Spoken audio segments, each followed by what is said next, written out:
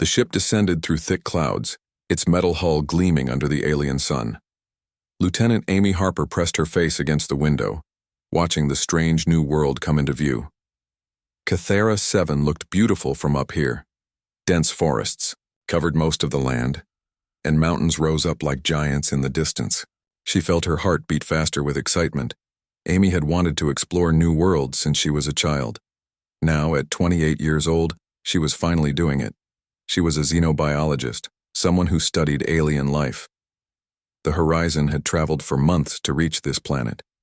They came here to meet the Vraxi, a species that had just learned how to travel between stars. The ship landed in a clearing near the forest. Commander Kyle Brooks gave the order to set up camp. Amy watched as the crew began unloading equipment and building temporary structures. Dr. Lisa Morgan, the ship's doctor, stood beside her. "Are you nervous?" Lisa asked. Amy shook her head. Excited. The Vraxi are supposed to be amazing. They're also supposed to be 8 feet tall with claws that can cut through steel, Lisa said. "Just be careful." Amy smiled. She knew the risks. The Vraxi were predators built for hunting and fighting. Their society valued strength above all else. But they were also intelligent and honorable. They had agreed to meet with humans to learn more about the galaxy. The first meeting happened 3 days later. Amy stood with the diplomatic team as the Vraxi approached. She tried not to stare, but it was hard. They were magnificent. Each Vraxi stood taller than any human, with powerful muscles covered in fur that ranged from deep brown to silver gray. Their eyes were sharp and focused, like a wolf's eyes. When they moved with grace despite their size. The leader of the Vraxi group was named Keth Vara. She was a warrior, covered in scars that told stories of battles. Her fur was dark gray, and her eyes were amber. She looked at the humans with clear suspicion. Commander Brooks stepped forward. "Welcome, we are honored to meet you." Kethavara nodded slowly. "You are smaller than we expected. More fragile." Amy noticed the way some of the Vraxi looked at the humans. Like they were examining prey, or perhaps like they were looking at children. It was not hostile exactly, but it was not friendly either. The meetings continued over the next few weeks. Amy attended everyone. She took notes, asked questions, and tried to learn everything about Vraxi culture. She learned that they valued courage and loyalty. They believed that strength was the measure of worth. To them, humans seemed weak, but Amy did not let this bother her. She knew that strength came in many forms. One afternoon, Amy was working at her desk in the camp. She was reviewing data about Vraxi family structures when she heard a noise. She looked up and froze. A young Vraxi stood in the doorway of her workspace. It was small, maybe only 4 feet tall, but still larger than Amy. Its fur was soft and golden brown, not yet marked by scars. Large eyes stared at her with open curiosity. This was a cub. A child. Amy knew she should call for security. The cub should not be here alone. But something stopped her. The little Vraxi did not look dangerous. It looked curious and a bit lost. "Hello?" Amy said softly. "Are you supposed to be here?" The cub tilted its head. It took a step closer, sniffing the air. Then another step. Amy stayed very still, letting the young Vraxi approach at its own pace. The cub reached out one large paw and touched Amy's desk. It picked up a datapad and examined it, turning it over in its claws. Amy watched, fascinated. The cub was being so gentle even though those claws could easily break the device. "That's for reading information," Amy explained. "Would you like to see?" She took the pad and showed the cub some pictures of Earth, images of forests, oceans, and cities. The young Vraxi made a soft chirping sound, like purring but higher. It leaned closer, its large head nearly touching Amy's shoulder. Amy felt no fear. She knew she probably should, but she did not. This was just a child, curious about the world. No different from a human child in that way. The cub suddenly moved. It tried to climb into Amy's lap just like it probably did with its own parents. But it was too heavy. Amy laughed as she felt the weight pushing her chair backward. Oh no. Sweetie, you're too heavy. She gently guided the young Vraxi down. Here you can sit beside me instead. The cub seemed to understand. It settled down on the floor next to Amy's chair, curling its body around her feet, its tail wrapped around the chair leg. Amy reached down slowly and touched the soft fur on its head. The cub made that purring sound again, clearly happy. Amy spent the next hour showing the cub pictures and talking to it softly. She did not know how much it understood, but it seemed content just to be near her. She did not notice when Kethavara appeared in the doorway. The warrior stood there, frozen. She had been searching frantically for Mika, her young ward. The cub had wandered off during a meeting, and Kethavara had feared the worst. Humans were unknown. They might hurt a Vraxi child. They might capture it for study. They might do anything, but instead she found this. The human female sat calmly, stroking Mika's fur while the cub purred contentedly. There was no fear in the human's eyes, no aggression, just gentleness. Kethavara had expected the human to be terrified. Mika was still a predator, still had claws and teeth, but this small human treated the cub like something precious. Amy looked up and saw the tall warrior. She expected anger, but Kethavara just stood there, staring. "I'm sorry," Amy said quickly. She wandered in, and I did not want to scare her. "Is she yours?"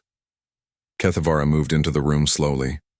Mika looked up and chirped a greeting but did not move from Amy's side. "Mika is under my care," Kethavara said.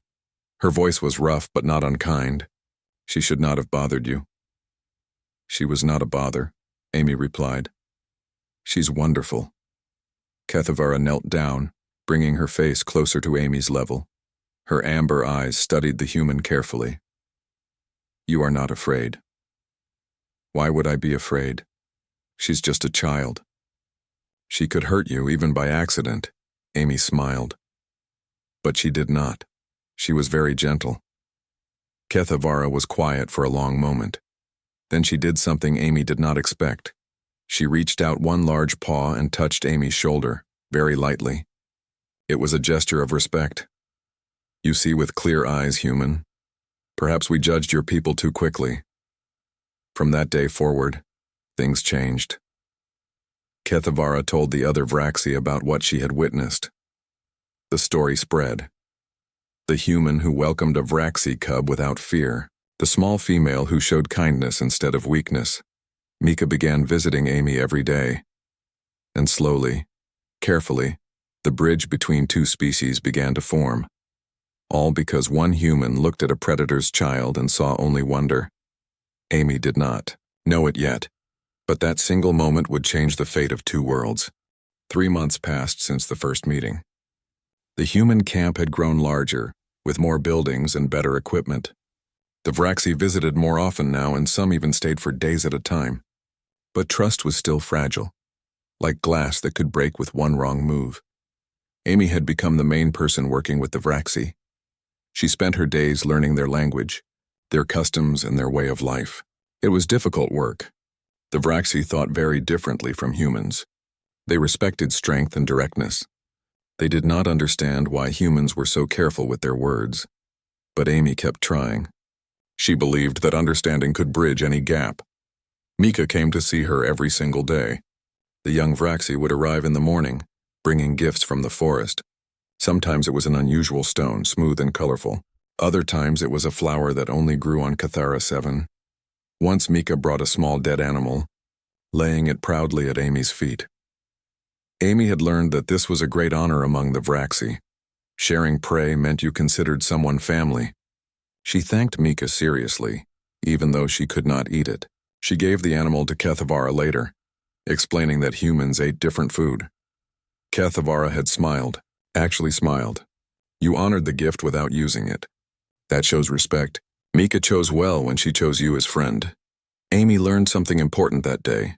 In Vraxi culture, when Mika tried to climb into her lap that first day, it was a sign of complete trust. Cubs only did that with their parents or closest family. But when Amy said Mika was too heavy and the cub curled beside her instead, it meant something even deeper. Sitting beside someone, rather than on them, was how adult Vraxi showed respect between equals. By accident, Amy had told Mika that she saw the cub as an equal, not as something above her or below her, but as a friend. This was almost unheard of in Vraxi society. Cubs were not equals.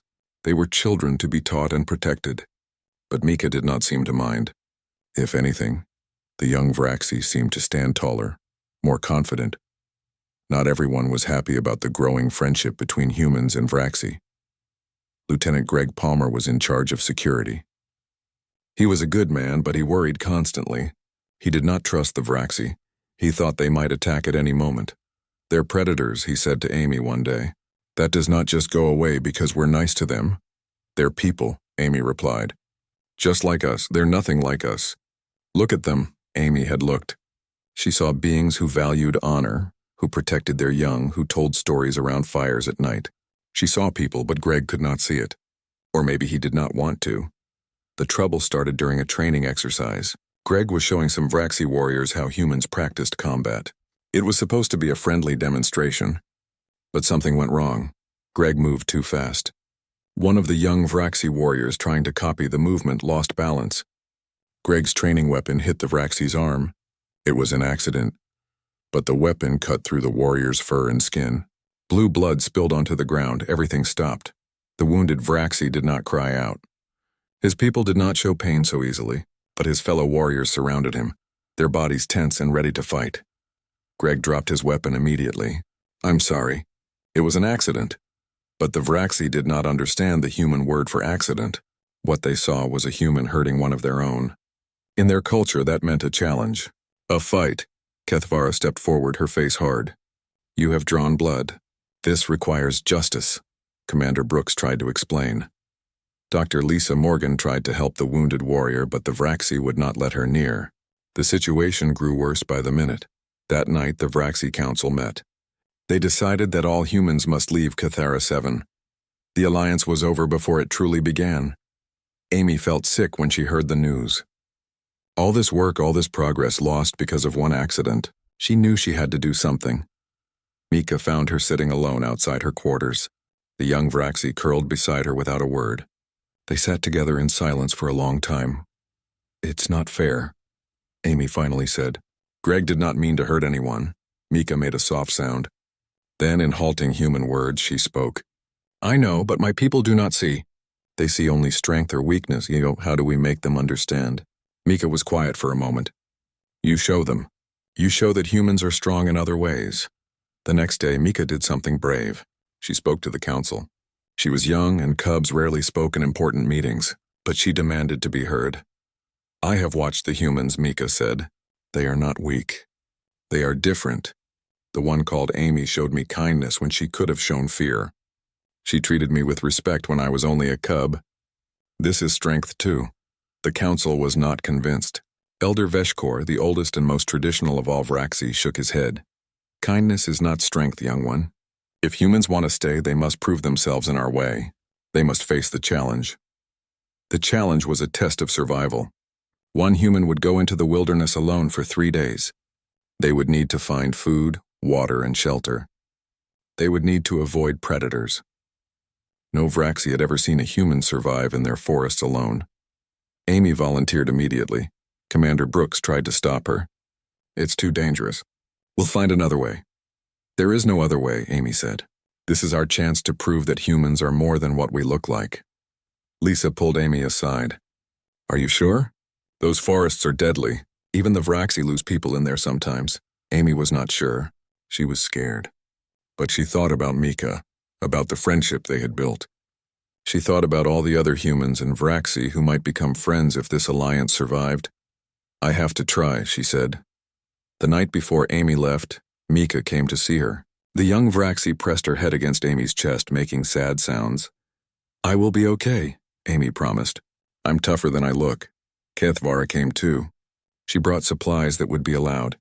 A knife, a water container, and a fire starter. Basic things that any Vraxi would take into the wilderness. "You do not have to do this," Kethvara said. "We could find another solution." "No," Amy replied. "You need to see what humans can do. All of you need to see." Kethvara nodded slowly. Then she placed her paw on Amy's shoulder again. You have courage, small one. That is the first kind of strength. As Amy prepared to enter the forest, she looked back at the camp. She saw her fellow humans watching with worried faces. She saw the Vraxi watching with doubt in their eyes. She saw Mika, standing between two worlds, hoping that her friend would survive. Amy took a deep breath and walked into the trees. The wilderness swallowed her up. Behind her, everyone waited to see if a human could truly survive in a world built for predators. 3 days. That was all she needed to last. 3 days to change everything. The forest was dark even in daytime. Giant trees blocked out most of the sun, letting only thin streams of light reach the ground. Amy moved carefully, watching where she stepped. Every sound made her jump. Every shadow could be danger. She was alone. Truly alone. No backup. No safety net. Just her and the wilderness.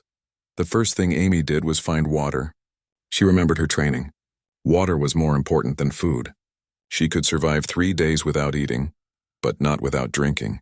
She followed the sound of running water until she found a stream. It was clear and cold, flowing over smooth rocks, but Amy did not drink right away. The water might look clean, but it could contain things that would make her sick. She used her fire starter to boil water in her metal container. It took time, but it was necessary. While the water boiled, Amy looked for shelter. She found a spot where thick roots created a small cave at the base of a massive tree. It would protect her from rain and hide her from predators. She gathered leaves and moss to make the ground softer. The first night was the hardest. Amy sat in her shelter, listening to the sounds of the forest. Strange calls echoed through the darkness. Things moved in the undergrowth. She had her knife ready, but she knew it would not help much against the real predators of this world. She thought about home, about Earth so far away, about her family who probably had no idea where she was or what she was doing, about Mika, and how the young Vraxi had looked at her with such hope. Amy did not sleep much that first night. When morning came, she was tired but alive. She drank more boiled water and started looking for food. She found some berries that matched descriptions from the Vraxi database. She ate them slowly, waiting to see if they would make her sick. They did not. She also found some roots that could be eaten after cooking. They tasted terrible, but they gave her energy. The second day passed slowly. Amy explored the area around her shelter, always careful not to go too far. She found more food. She improved her shelter. She practiced making fire without her starter in case she lost it. Up in orbit, Commander Brooks watched everything through a satellite. Kethavara stood beside him, her eyes fixed on the small screen showing Amy's location. She is doing better than I expected, Kethavara admitted. Amy's smart, Brooks said, but those forests have worse things than hunger and thirst. He was right. The second night, Amy woke to a sound, a deep rumbling growl that made her blood freeze. She grabbed her knife and pressed herself against the back of her shelter, trying to be invisible. Something large moved past her hiding spot. She saw its shadow against the dim moonlight. It was huge, bigger than any Vraxi. And it was hunting. The creature stopped, its head turned toward Amy's shelter. It sniffed the air. Amy held her breath. Her heart pounded so hard she thought the creature might hear it. She was going to die here. She was sure of it. But then another sound came from deeper in the forest. The creature's head turned. It made a sound like rocks grinding together, then moved away, following the other noise. Amy sat in the darkness, shaking. She had been seconds away from death. Back at the camp, nobody knew how close Amy had come to failing. But someone else knew. Someone who had been secretly following her. Mika had left the camp the night Amy entered the forest. The young Vraxi could not let her friend face danger alone. She tracked Amy through the trees, staying far enough back that Amy would not notice. Mika did not interfere. She knew Amy had to do this alone, but she watched. She made sure her friend was safe, and on that second night when the predator came too close, Mika had deliberately made noise to draw it away. The third day arrived. Amy felt more confident now. She had survived 2 nights. One more day and she would prove humans could handle this world. But the forest had one more test. Amy was gathering water when she heard it. That same grinding rock sound from before. The predator had returned, and this time it had found her. The creature stepped out from behind a tree. It looked like a Vraxi, but wrong, twisted. It was larger with longer claws and teeth. Its fur was matted and dirty. Its eyes were wild. This was a feral Vraxi. Kethavara had mentioned them once. warriors who lost their minds and returned to pure animal instinct. They were rare but deadly. The creature crouched, ready to attack. Amy ran. She did not think about it, just ran. The creature chased her, moving faster than should be possible for something so large. Amy crashed through bushes, jumped over roots, her lungs burning. She could hear the creature right behind her, feel its hot breath. She was not going to make it. Then Mika appeared. The young Vraxi threw herself at the feral, slamming into its side. The two went rolling across the ground, a tangle of claws and teeth. Mika was smaller, but she was fast and desperate. "No!" Amy screamed. "Mika, run!" But Mika would not run. She fought to protect her friend. Amy looked at her knife. It was so small. What could she do against these massive creatures? But she could not let Mika die for her. Amy's mind raced.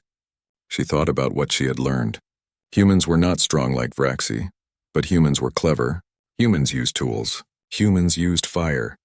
Amy grabbed dry branches and her fire starter. Her hands shook as she struck sparks. Come on, come on. The branches caught. Flames spread quickly in the dry wood. The feral had Mika pinned. Its jaws were moving toward her throat. Amy grabbed a burning branch and ran forward, screaming. She swung the fire at the creature's face. It reared back, startled and afraid. Fire was not natural here. Fire meant danger. Amy swung again and again. The feral backed away from the flames. Mika scrambled free, bleeding but alive. Amy created a circle of fire around herself and Mika. The feral paced outside, growling. But it would not cross the flames. Amy and Mika stood together, both breathing hard. Mika was wounded. Blood soaked her golden fur. Amy tore strips from her clothing to wrap around the worst cuts. "Why did you follow me?" Amy asked. "You could have been killed." Mika made a weak sound. "You are my friend. Friends do not let friends face danger alone." The feral finally gave up and disappeared into the forest. But Mika could not walk. Her leg was badly hurt. Amy looked at the young Vraxi. Mika weighed at least 200 pounds. There was no way Amy could carry her. But she had to try. Amy got Mika onto her back. The weight was crushing. Every step was agony. But Amy kept moving, one foot in front of the other. She had to get Mika to safety. She did not know how long she walked. Hours, maybe. Her legs screamed with pain. Her back felt like it would break. But she did not stop. Kethvara found them at sunset. She had come looking when Mika did not return to camp. She saw Amy barely standing, carrying Mika through the forest. The warrior ran to them. "Let me take her." "No," Amy gasped. "Not yet. Almost there." "You completed your trial hours ago," Kethvara said gently. "You can stop now. Not without her." Amy took another step. Not without Mika. Kethvara had seen many acts of courage in her long life. But she had never seen anything like this. A small human, half dead from exhaustion, refusing to leave a friend behind. Finally, Amy's legs gave out. She and Mika collapsed together. Kethvara caught them both. Amy's last thought before darkness took her was that she had kept Mika safe. Nothing else mattered. 6 months passed. The human Vraxi alliance grew stronger each day. Amy recovered from her ordeal in the forest, though she still had scars. Mika healed too, and the young Vraxi never left Amy's side for long. The story of what happened spread across both peoples. How Amy carried Mika through the forest. How she refused to leave even when she could barely stand. The Vraxi Council declared Amy and Mika as bonded kin, a relationship as close as family in their culture. Elder Veshkor himself spoke at the ceremony. "We judged humans by their size and strength. We were wrong. True strength comes from the heart, not the body. Things seemed perfect, but trouble was coming from an unexpected direction. A new ship arrived from Earth. It was bigger than the horizon, carrying not scientists but military personnel and government officials. Commander Brooks received them with caution. He knew that Earth's government had been watching the alliance with great interest. Captain Raymond Cole was the leader of the new arrivals. He was a tall man with cold eyes and a voice that expected obedience. He shook Brooks's hand too hard, smiled without warmth. "Impressive work here," Cole said, looking around the camp. "You've made friends with the locals." "We've built an alliance," Brooks corrected. "The Vraxi are our partners, not locals." Cole's smile did not change. "Of course, partners." With Cole came Dr. Nathan Price, a scientist who studied genetics. Price was very interested in the Vraxi. Too interested. He asked questions about their biology, their strength, their healing abilities. Amy did not like either of them. She could not explain why. They said the right things. They were polite. But something felt wrong. Mika felt it too. The young Vraxi, now growing into adolescence, growled softly whenever Cole came near. Her instincts sensed danger even if she could not name it. The trouble started when Price asked to collect samples from Vraxi volunteers. Blood samples, he said, to understand their biology better. To help humans and Vraxi work together more easily. Kethavara was suspicious. Why do you need our blood? For medical research, Price explained. To make sure we can treat Vraxi injuries. To understand your immune system. It sounded reasonable. Several young Vraxi warriors agreed to help. Price collected his samples and thanked them politely. But Mika heard things. She was young, and adults often spoke freely around cubs, thinking they did not understand. Mika heard Price talking to Cole late one night. The genetic material is perfect, Price said. With the right modifications, we could create soldiers with Vraxi strength and human intelligence. Could you make them controllable? Cole asked. Given time, yes. We could breed loyalty into them. Or use conditioning. Mika's blood ran cold. They wanted to make new beings. Half Vraxi, half human. Made to be soldiers. Made to obey. This was wrong. This was evil. Mika ran to find Amy. She found her friend working late in her lab, reviewing data. Amy looked up and smiled, but the smile faded when she saw Mika's face. What's wrong? Mika told her everything she had heard. Every terrible word. Amy felt sick. She wanted to believe Mika had misunderstood. But deep down she knew Mika was telling the truth. Cole and Price had not come here to build friendship. They came to exploit the Vraxi. We have to tell Commander Brooks, Amy said. They found Brooks in his quarters. He listened to Mika's story with a dark expression. When she finished, he was quiet for a long time. I was afraid of this, he finally said. Earth's military has been pressuring me. They see the Vraxi as weapons, not people. What are you going to do? Amy asked. I'll confront Cole, demand he stop this research. And if he refuses? Brooks met her eyes. Then we have a problem. The confrontation happened the next morning. Brooks ordered Cole and Price to his office. Amy and Mika waited outside listening. You're collecting genetic material without proper authorization, Brooks said, his voice hard, and your purpose goes beyond medical research. I don't know what you've heard, Cole replied smoothly, but you're mistaken. I have a witness. Someone heard you talking about creating hybrid soldiers. Cole was silent for a moment. When he spoke again, his voice had changed. It was colder. Commander, you need to understand the bigger picture. The galaxy is dangerous. Pirate factions control whole sectors. If we could combine human intelligence with Vraxi strength, we could protect everyone. By making slaves? Brooks demanded. By creating beings designed to fight and die for us? By making the ultimate soldiers, Price interrupted. Beings who could defend human colonies. Protect trade routes. Keep peace. That's not peace, Brooks said. That's tyranny. Cole stood up. You're relieved of command, Brooks. I have authorization from Earth to take over this operation. Brooks did not move. You can try. Outside, Amy and Mika looked at each other. This was going to get bad. Cole tried to arrest Brooks, but the Horizon crew remained loyal to their commander. They refused to follow Cole's orders. The camp split into two factions. Those who followed Brooks and those who followed Cole. Kethavara and the Vraxi watched with growing alarm. They did not fully understand what was happening, but they knew humans were fighting humans. Mika tried to explain. Some humans want to use Vraxi blood to make new creatures to fight for them. Kethavara's fur bristled with rage. This is an abomination. Word spread to the Vraxi Council. A warrior named Shavara, who had never trusted humans, called for immediate action. We should kill them all, Shavara growled, before they can do this terrible thing. Not all humans agree with this plan, Kethavara argued. Amy and Brooks fight against it. How do we know this is not a trick? Shavara demanded. How do we know all humans are not planning this? The council was divided. Some wanted to attack immediately. Others wanted to wait and learn more. The alliance was falling apart. Amy knew she had to do something. She and Mika came up with a plan. A dangerous plan, but the only one they had. They needed proof. Real proof of what Cole and Price were planning. Words could be denied, but evidence could not. Late that night, Amy and Mika broke into Price's lab. It was wrong.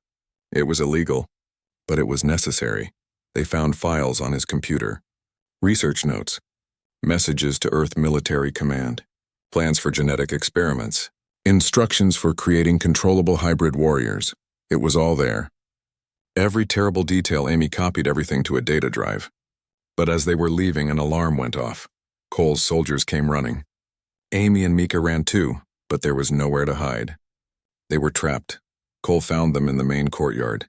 His soldiers surrounded them, weapons drawn. "Give me that data drive," Cole ordered. "No," Amy said. "Everyone needs to see what you're planning. You're making a mistake. That research could save lives." "It could end lives," Amy replied. "Lives that haven't even been created yet. You want to make slaves. I want to make soldiers. Same thing when they have no choice." Mika stood beside Amy, ready to fight if necessary. Other Vraxi began to gather, watching. Human crew members came too. Everyone wanted to see what would happen. Amy held up the data drive. "This contains proof of what you're planning. I'm going to share it with everyone. Humans and Vraxi. Let them decide if this is right. You'll start a war," Cole warned. "You already did that when you betrayed our trust." Amy connected the data drive to the camp's communication system. She broadcast everything. Every file, every message, every terrible plan. Both humans and Vraxi watched in horror as the truth came out. Cole lunged for Amy, but Mika was faster. The young Vraxi put herself between Cole and Amy, snarling. Commander Brooks' voice came over the speakers. "Captain Cole, Dr. Price, you're under arrest for unauthorized genetic research and conspiracy to commit crimes against sentience." Cole's soldiers looked at each other. Then one by one they lowered their weapons. They had seen the evidence. They knew Cole was wrong. The Vraxi Council called an emergency meeting. Amy and Mika were asked to testify. They told everything. Elder Veshkor spoke for all Vraxi. "Amy, Harper, and Mika have shown us that not all humans think alike. Just as not all Vraxi think alike. Some seek to exploit. Others seek to protect. We must choose our friends carefully." A new treaty was written. Amy and Mika worked on it together, making sure it protected both species. It declared that genetic material could never be taken without consent. That no being could be created for the sole purpose of fighting. That both species would protect each other's rights. Cole and Price were sent back to Earth to face justice. Brooks remained in command. The alliance survived, but it was changed. Both sides knew now how easily trust could be broken. They would need to work harder to keep it strong. That night, Amy sat with Mika under the stars. "We almost lost everything," Amy said. "But we didn't," Mika replied. "Because we stood together." Amy smiled. "Always together." "Always," Mika agreed. 2 years had passed since the first meeting between humans and Vraxi. The small research camp had grown into something much bigger. A real colony called Haven, where both species lived and worked together. Amy stood at the window of her office, watching the streets below. Human children played with Vraxi cubs in the park. Vraxi warriors trained alongside human soldiers. Vraxi engineers helped humans build new structures that could withstand the planet's storms. Human doctors worked with Vraxi. Healers to understand both species' medicine. Was everything Amy had dreamed of when she first came to this world. But dreams could be fragile things. Mika entered the office without knocking. She was fully grown now, standing 8 feet tall with scars from combat training marking her silver-gray fur, but her eyes still held that same curiosity from when she was a cub. "Amy, we need to talk," Mika said. Her voice was serious. Amy turned. "What's wrong?" Long-range sensors detected ships approaching. Many ships. "They're not broadcasting friendly signals." Amy's heart sank. "Pirates?" "Worse. The Black Fang fleet. They control 3 systems and they've been attacking colonies near the border. The Black Fang fleet was feared throughout this sector of space. They were pirates, slavers, and mercenaries. They took what they wanted and destroyed what they could not take." Commander Brooks, now Governor Brooks of Haven Colony, called an emergency meeting. Amy and Mika attended along with Kethavara, who now commanded Haven's Joint Defense Forces. "How long until they arrive?" Brooks asked. 36 hours, Kethavara replied. "We have time to evacuate, but not much." "We can't evacuate everyone," Lisa Morgan said. She was now director of Haven's medical facilities. "We have too many people. Not enough ships. Then we fight," Kethavara said simply. "Against the Black Fang fleet." Greg Palmer, now commanding officer of integrated security, shook his head. They have 30 warships. We have 5 patrol vessels and whatever civilian ships can be armed. We have something they don't, Mika said. Everyone looked at her. We have both our peoples working together. Human tactics and Vraxi strength. Amy felt a chill. This was it. The moment that would prove if the alliance was real or just words. Brooks made his decision. We fight. Send word to Earth and to the Vraxi homeworld. Tell them we need help. But even if help comes, it won't arrive in time. We're on our own. The next 36 hours were chaos. Every able human and Vraxi prepared for battle. Civilian ships were fitted with whatever weapons could be found. Defense satellites were deployed. Shelters were dug deep underground for those who could not fight. Amy worked with Mika to coordinate strategy. They combined human technology with Vraxi knowledge of the sector. They planned traps, ambushes, and desperate last stands. We might not survive this, Amy said quietly. Mika curled beside her friend like she had done so long ago. Then we fall together. I would not have it any other way. Amy smiled despite her fear. You're still too heavy, they both laughed.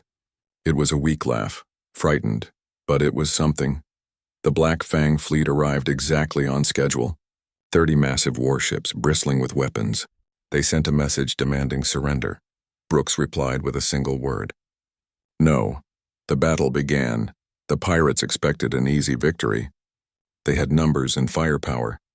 But they did not expect the coordination between humans and Vraxi. Human pilots flew attack runs that would be suicide for any normal crew. But Vraxi warriors were aboard those ships using their incredible reflexes to man the weapons. They hit targets that should have been impossible to hit. Vraxi warriors in combat suits boarded damaged pirate ships. Human technicians went with them, hacking security systems and opening airlocks at critical moments. It was chaos. It was terrifying, but it was working. The pirates began to falter. They were not used to prey that fought back so effectively. They were used to soft targets, not to warriors who combined cunning and courage. But Haven was paying a terrible price. Ships were lost. Good people died. Human and Vraxi alike fell in battle. Amy commanded from the operations center, sending orders and receiving reports. Each loss felt like a knife to her heart. These were her people. Both her peoples, then disaster struck. A pirate cruiser broke through the defensive line.